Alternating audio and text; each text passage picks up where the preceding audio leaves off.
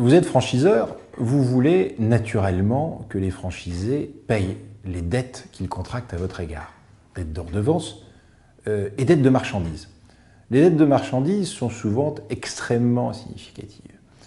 Le franchiseur a donc souvent intérêt à se garantir du paiement de ses dettes en prenant des sûretés.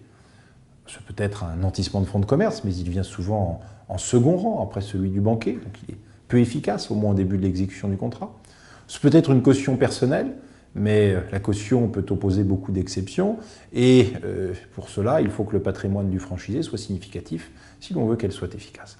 Ce peut être également une garantie bancaire à première demande. Alors, si le franchisé présente une solvabilité nécessaire pour qu'une banque accorde ce type de garantie, c'est la reine des garanties parce que le banquier ne peut opposer aucune exception tirée de l'exécution du contrat. Encore faut-il que cette garantie couvre suffisamment les dettes que le franchiseur souhaite voir couvertes. Une illustration avec cet arrêt de la Cour d'appel de Lyon du 13 avril 2017. Un franchiseur bénéficiait donc d'une garantie bancaire à première demande. Le franchisé est défaillant, il actionne la garantie. La Banque populaire relève appel d'un jugement l'ayant condamné au paiement. La créance du franchiseur portait en effet sur des redevances en particulier. Or, le texte de la garantie bancaire à première demande était libellé de la manière suivante. Nous nous portons garant du franchisé vis-à-vis du franchiseur, comme prévu au contrat de franchise, qui prévoit une garantie bancaire à première demande à concurrence d'une somme forfaitaire maximum de 15 000 € du paiement de toute somme due par référence au contrat susvisé. Donc le franchiseur se fondait sur cette disposition.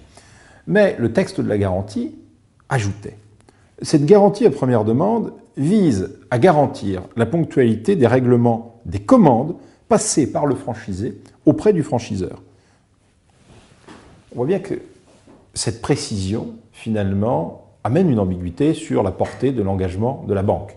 S'agit-il de couvrir toutes les sommes dues en exécution du contrat de franchise, première proposition, ou seulement, dans l'esprit des parties, celles qui résultent de l'activité d'approvisionnement? Eh bien, c'est cette seconde interprétation qu'a retenue la Cour d'appel de Lyon, déboutant ainsi le franchiseur de sa demande de paiement et permettant à la banque de ne pas honorer l'engagement de garantie bancaire à première demande, dans la mesure où la Cour d'appel a considéré que les créances de redevance n'étaient pas couvertes par cette garantie.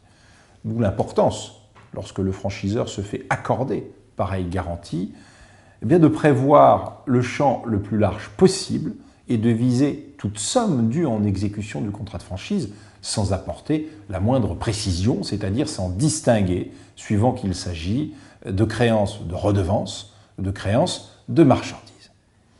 Alors, cet arrêt est toutefois peut-être critiquable parce qu'il existe probablement ici une ambiguïté dans l'interprétation. Or, suivant les règles d'interprétation prévues par le Code civil, les conventions s'interprètent contre ceux qui les stipulent. Or, la banque était l'auteur du document.